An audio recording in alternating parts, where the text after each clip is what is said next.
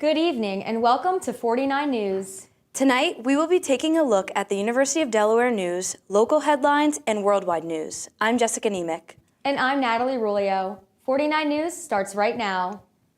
University of Delaware engineer Michael Hass is leading a $3 million NIH-funded project to improve how doctors monitor bone fracture healing. The team is developing MRI-based computer models that detect healing problems earlier without exposing patients to radiation. This innovation could help clinicians personalize treatment, adjust rehab sooner, and speed up recovery for patients with broken bones. Hillel at the University of Delaware is expanding the Crystal Center for Jewish Life. The building will soon be 2 stories, going from 5,000 square feet to 18,000 square feet. It will consist of study rooms, lounges, a kosher kitchen space, telehealth spaces, offices, and be able to hold over 250 students. The new space will help Jewish organizations on campus cater to events with high attendance and allow for more space for events like Shabbat dinners. With a goal of raising $12 million for this construction, the campaign has already received over $9.5 million in support from donors. This weekend is homecoming here at UD. Today began the kickoff for Spirit Days on the Green. There is a pep rally with the UD Marching Band, along with food, games, giveaways, and more. If you couldn't make it, don't worry. This Saturday, the Blue Hens take on LA Tech at 3 p.m. at Delaware Stadium. Make sure to arrive early as there will be tailgates and more fun. Good luck, Blue Hens. On Sunday, Newark had its annual Main Street Halloween Parade.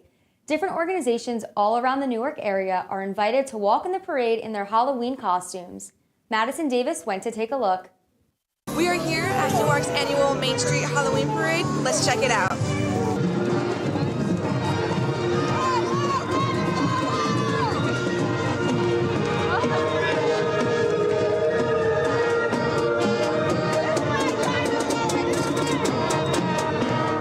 The parade started at 3 p.m. on Tyre Avenue and headed west down Main Street towards North College Avenue.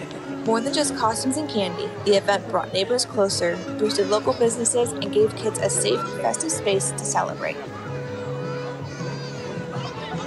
To get a closer look, I spoke with UD student Daniel Durnan.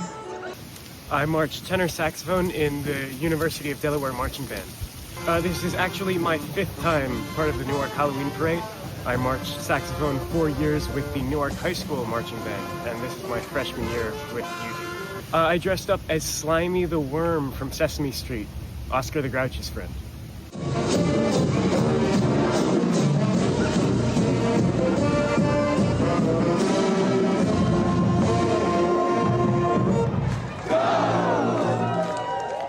My favorite part is getting to see all the excited kids on the side of the road because I grew up in Newark and I remember how awesome it was to be one of those excited kids. I'm glad I can keep that going for the next generation.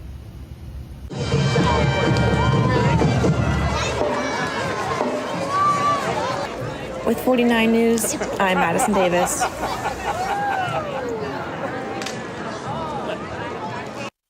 Delaware native and UD alum Elena Deladon is headed to the Women's Basketball Hall of Fame. The Hall announced she is to be inducted with the class of 2026, joining names like Candace Parker and ESPN's Doris Burke. Deladon is one of Delaware's most decorated athletes. She took the Blue Hens to the Sweet 16, became a 2-time WNBA MVP and Olympic gold medalist, and capped it all with a championship back in 2019. Her induction is set for June 27th of 2026 in Tennessee. Nearly 500 American flags now stand at the Newark Reservoir as part of the annual Flags for Heroes display, organized by the Newark Morning Rotary Club in honor of Veterans Day. The project, supported by volunteers and student groups, raised $30,000 to benefit veteran and youth organizations across the community. The striking field of flags serves as a solemn tribute to those who have served and a reminder of the community's respect and gratitude. University of Delaware senior M. Beauchamp spent the summer researching how mosquito control methods affect caterpillars under the guidance of ecologist Douglas Tallamy. Her study, which focused on Io moth caterpillars, highlighted the potential harm pesticides can cause to beneficial insects and local ecosystems. Beauchamp says the experience strengthened her passion for entomology and inspired her to continue studying moths after graduation. And now for our sports update, Emily Madison has it all. Thanks, Natalie. I'm Emily with your sports update. The 2025 World Series ended with the Los Angeles Dodgers taking home the Commissioner's Trophy, winning their second consecutive championship after defeating the Toronto Blue Jays 5-4 after an 11-inning game where Will Smith hit the game-winning home run. For Philly sports, the 76ers lost against the Chicago Bulls last night. They now hold a 5-2 record. Also last night, the Flyers won and now hold a 7-5-1 record.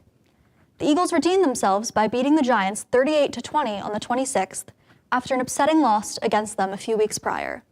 They face the Green Bay Packers on Monday. With a 6-2 record, the Eagles are in first place right now in the NFC East. They have a 2-game lead over the Dallas Cowboys. In racing news, McLaren's Lando Norris has taken the lead over teammate Oscar Piastri in the World Drivers' Championship following the Mexican Grand Prix. However, Max Verstappen is closing in as he chases a 5th career title. The next race is this weekend in Brazil, where the McLarens have everything to lose and Verstappen has everything to gain. In UD sports news, the men's soccer team has been regionally ranked in the West region for the 11th straight week, according to United Soccer Coaches. The Fighting Blue Hens hold steady at 7th for the second week in a row, following a 1-0 win over St. Thomas that keeps them undefeated at Grant Stadium this season. The women's basketball team opened its first season in Conference USA with an 83-59 win over Bloomsburg Monday night at the Bob Carpenter Center. They start the season 1-0 while the Huskies fall to 0-1. Delaware is now 3-1 in season openers under head coach Sarah Jenkins. With this past weekend being Halloween, communities on campus held their celebrations, and for the iHouse Living Learning community, this was their haunted block party. Natalie Rulio went to check it out.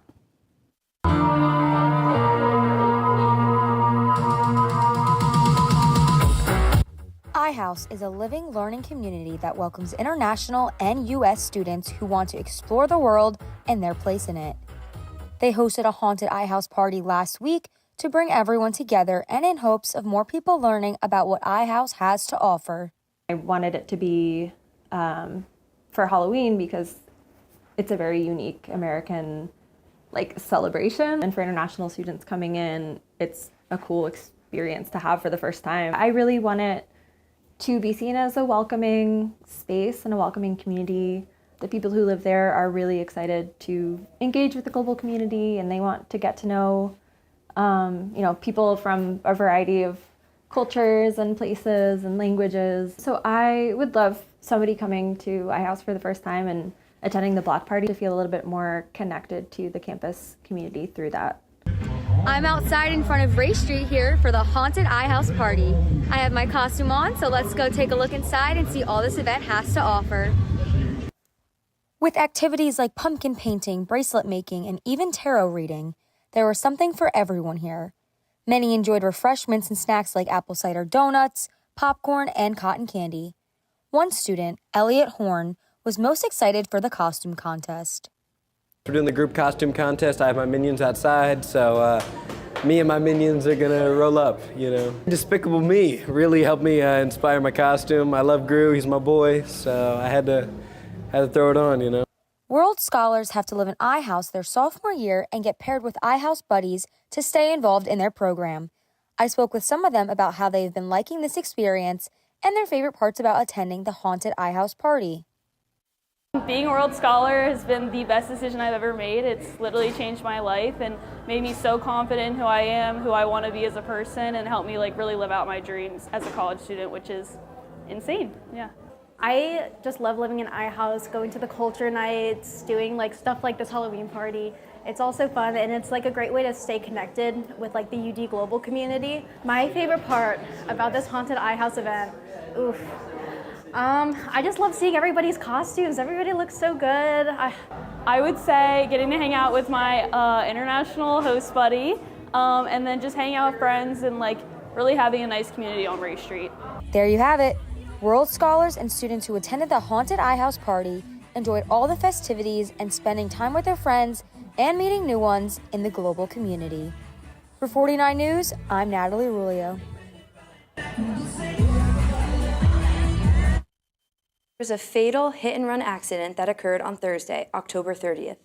The accident involved 38-year-old driver Francisco Mendez Peralta, who struck an e-bike rider around 7:50 at night.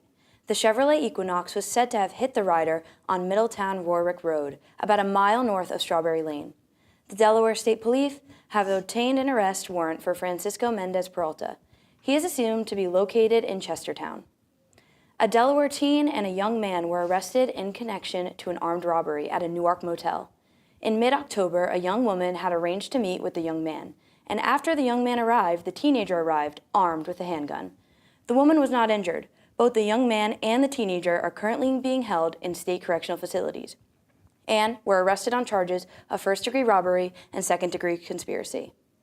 An explosion in Bear has caused damage to multiple homes and businesses on November 1st.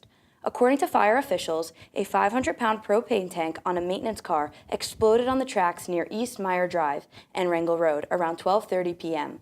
Multiple businesses and 5 homes were damaged, with one rendered uninhabitable. No injuries were reported. It was determined that the propane tank was part of a rail heating machine being used in maintenance to the Delmarva Central Railroad tracks. Tina Sampson, the chair of the local finance committee, suggested a homestead deduction during a recent meeting in Lewis. The plan would reduce property taxes for homeowners who do not use their house as a rental or second home. Sampson emphasized that the procedure would be revenue neutral, which means that while the total amount of money the city would get from property taxes would not change, the amount that individual property owners pay would. How many homes would be eligible is still a mystery. According to Sampson, owner-occupied residences make up around 37% of Lewis. How a homeowner may demonstrate that Lewis is their principal residence is another matter. Sampson recommended examining a person's vehicle registration, where they are registered to vote, and the address they used to pay income taxes. The City Council must then give the Finance Committee permission to carry out more research on the concept. That might take place in November, and developing a plan could take up to 2 years. As SNAP benefits run out in the thick of the ongoing government shutdown, millions of Americans are faced with food insecurity. With federal food and aid pause, 42 million people are at risk of losing assistance. Volunteers nationwide are stepping up through a grassroots grocery buddy movement. This movement includes things such as buying groceries or sending gift cards to those in need, hoping to spread a message across the nation. Community leaders like Alicia Spradley in Chicago are coordinating local aid, while a federal judge ordered the USDA to use emergency funds to continue SNAP, leaving the program's future uncertain.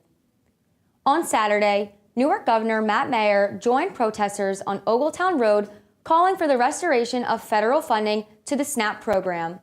SNAP keeps 110,000 Delaware residents fed.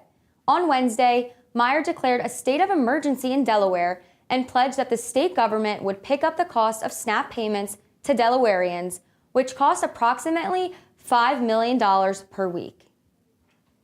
The University of Delaware is addressing the critical shortage of social workers through a new Master of Social Work program and community outreach. The program trains students to support Delaware families facing mental health, substance use, and other life challenges. CEHD's inaugural cohort and social work conference mark a major step in strengthening community well-being across the state. Main Street offers a variety of stores to the Newark community. The Five and Dime is a locally owned, family-operated retail store. Olivia Spinagle has the story. The National 5 and 10 is located around the center of Main Street. The local business is a family-owned store that has been serving the Newark community since 1912. The 5 and 10 offers a variety of merchandise, including University of Delaware gear and apparel from the brands Nike, Comfort Colors, Champion, and Under Armour. My great-grandfather opened the 5 and 10 back in 1931. Dad, he's third generation, obviously, so he's actually still running the store. He comes in the mornings usually when he's in town, hoping to take over at some point in the near future. We have a little bit of everything in here, so depending on if you need school supplies or housewares or party supplies, we have all the University of Delaware gear and apparel.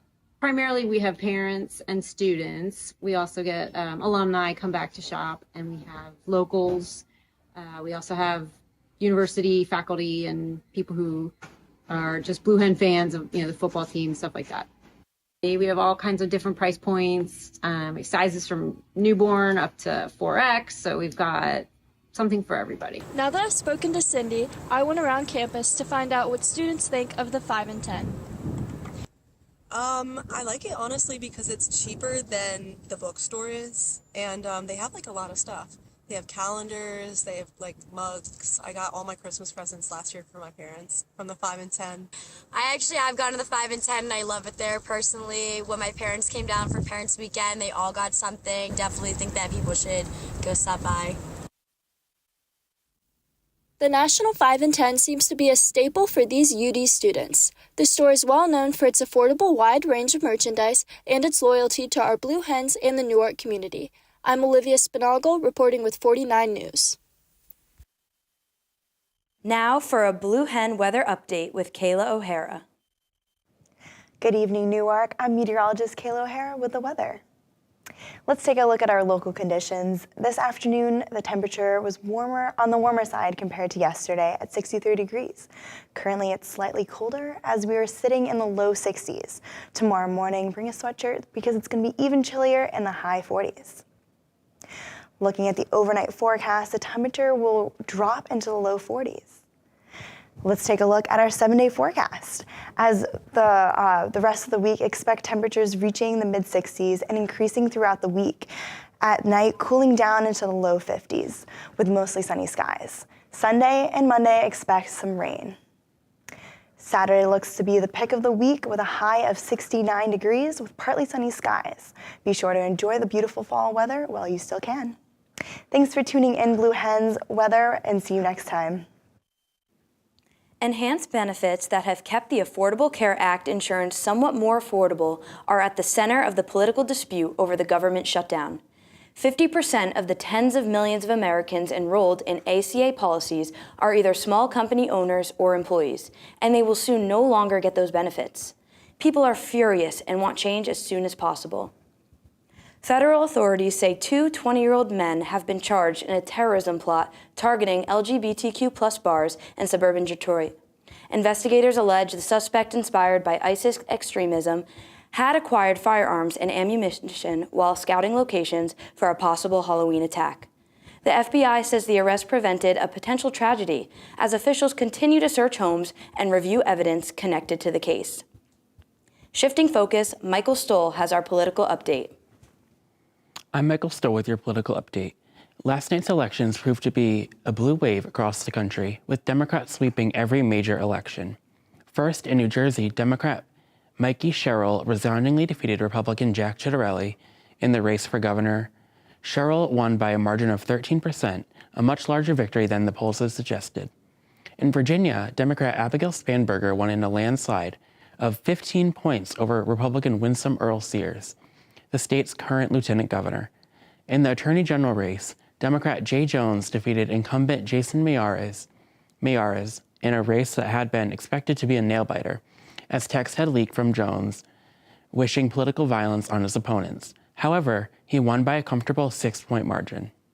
In New York City, Democratic Socialist Zohran Mamdani defeated former Democratic governor turned independent Andrew Cuomo and Republican Curtis Sliwa.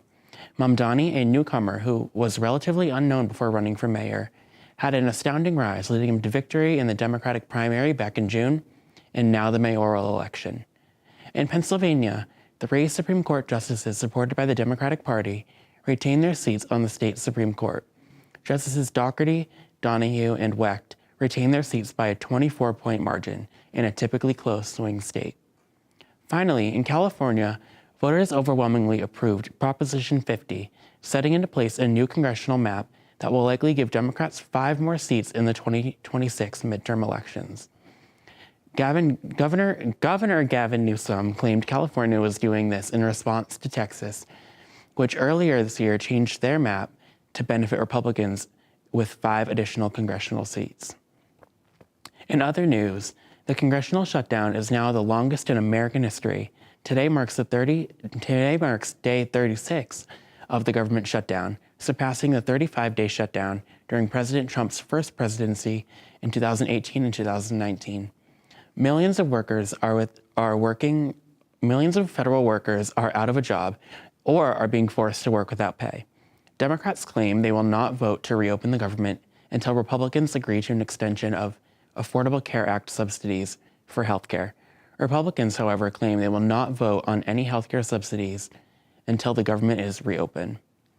Today, the Supreme Court heard arguments in the case of the constitutionality of President Trump's tariffs. Opponents claim the Constitution does not give the president the power to enact tariffs, and that responsibility lies with Congress. While the president's team claims the president is using emergency powers under the International Emergencies Economic Powers Act, or the IEEPA, thus giving him the power to bypass Congress to impose tariffs. The justices seem skeptical of the Trump administration's arguments. A decision is not expected until the end of the Supreme Court term in June. Lastly, former Vice President Dick Cheney has died at the age of 84. He served as vice president under President George W. Bush from 2001 to 2009. He was a controversial figure known as the strongman behind the U.S. invasions of Afghanistan and Iraq following the 9/11 terrorist attacks. Former President Bush paid tribute to him, saying, "History will remember him as among the finest public servants of his generation, a patriot who brought integrity, high intelligence, and seriousness of purpose to every position he held." He passed away from complications of pneumonia and cardiac vascular disease. That's all I've got for political news tonight. Back to Jessica for more news. Thank you for the political update, Michael. We will be right back after this short break.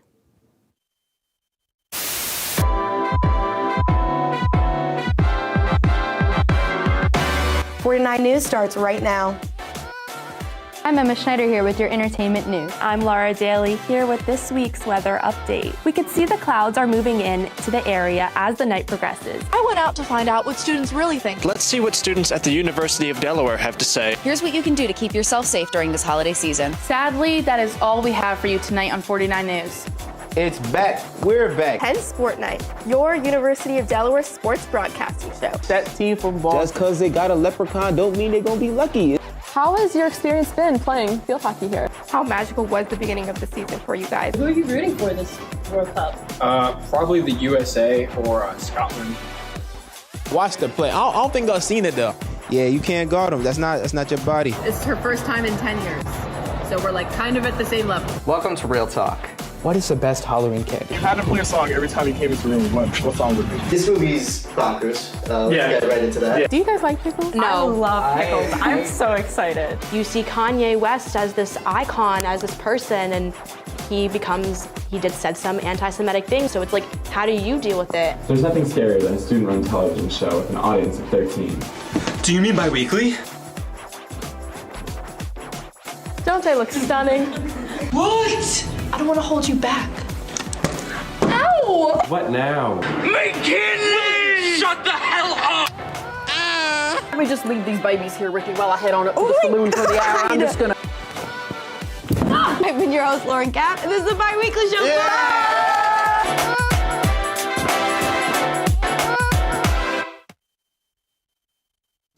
Now for an update on pop culture, our entertainment correspondent, Olivia Spinagle. Thank you, Natalie.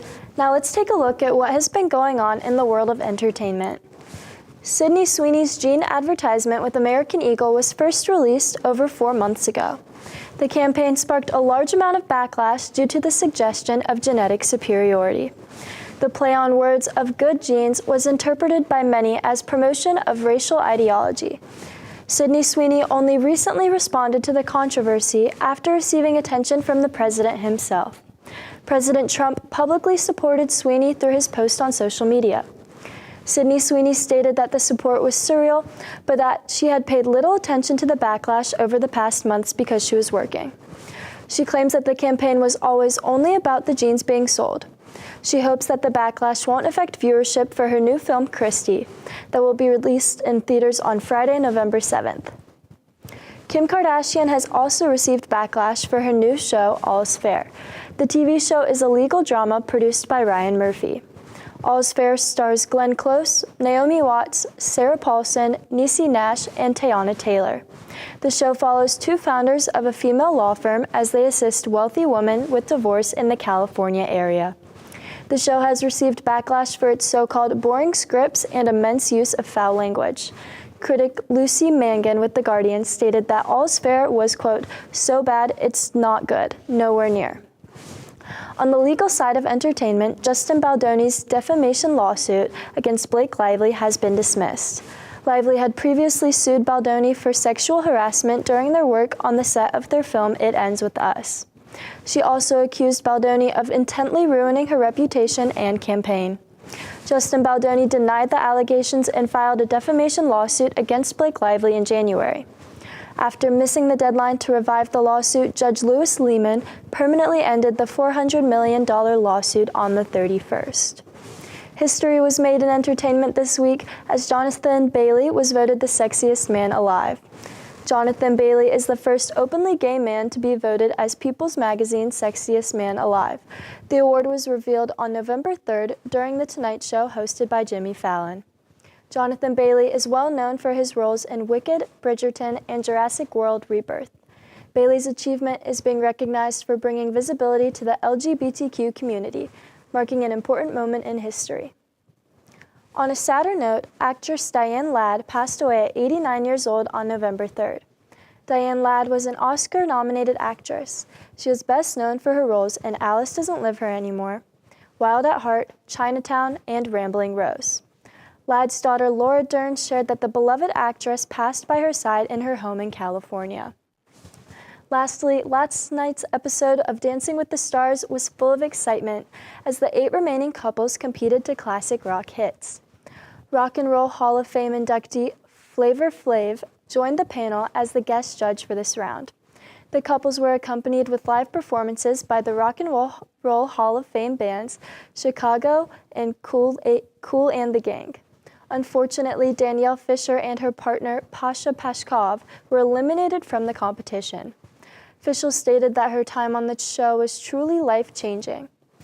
ABC also announced that they would be adding an annual Dancing with the Stars holiday special.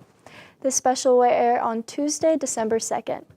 It will include festive-themed routines, spectacular musical performances, and special seasonal gatherings. That is all I have for your 49 News Pop Culture Update. Now back to Natalie with the news. As the winter season approaches, so does the flu and COVID season. To see how the university is getting ahead of it, Michael Stoll has the details. In anticipation of an active flu and COVID season, the University of Delaware has held several flu, COVID, and RSV vaccine clinics for students, faculty, and Newark residents. The clinics have been operated in coordination with Albertsons, the parent company of Acme Markets. The clinics have been held at Harrington Commons, Warner Hall, and Pencader Hall. The only requirements for getting a vaccine is that recipients must have health insurance. Both the flu and COVID vaccines are recommended for folks who are at, specifically recommended for folks who are at increased risk of complications from flu or COVID illness. And I'll also note, the flu and COVID vaccine these are optional vaccines. They are recommended, but they are optional. So we want to make sure that folks who want the vaccine are able to get the vaccine. Dr. Frick notes that there has been great turnout for the clinics. So far, we've given out over 500 flu vaccines and over 300 COVID vaccines. This all comes amongst increased scrutiny and questioning of vaccines by officials in the CDC, who have put into doubt the effectiveness and necessity of the shots.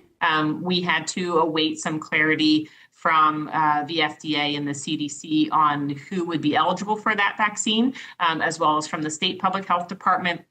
And currently, that vaccine is available to anyone over the age of 6 months who is eligible for the vaccine. With the university maintaining its commitment to safe and effective vaccines, I went out to the Green to see if students had heard about the free vaccine clinics on campus. No, I haven't. I have not yet. Yes, I've heard about them in Pencader and stuff. I think if people wanted that as an accessible option, I think it would be a good option to have. If you are interested and have not yet received the vaccines, 2 more clinics will be held before the end of the semester. Tomorrow, Thursday, November 6th at Pencader Hall, and Wednesday, November 12th at Harrington Commons. You can sign up by looking up UD Fall Flu Clinics online. I normally get flu shots. And I am planning to get my COVID and flu shot this year. I am planning on getting my flu and COVID vaccine this year. For 49 News, I'm Michael Stoll. In worldwide news, a construction worker has died after being trapped for 11 hours beneath rubble from a partially collapsed medieval tower in central Rome. The 13th century tower gave way Monday during renovation works near the Roman Forum, prompting a massive rescue operation. Italian officials have expressed condolences and opened an investigation into possible negligence as restoration efforts continue. After more than a century of it being sent, a message in a bottle from World War I washed up on Western Australia's shore just a few weeks ago.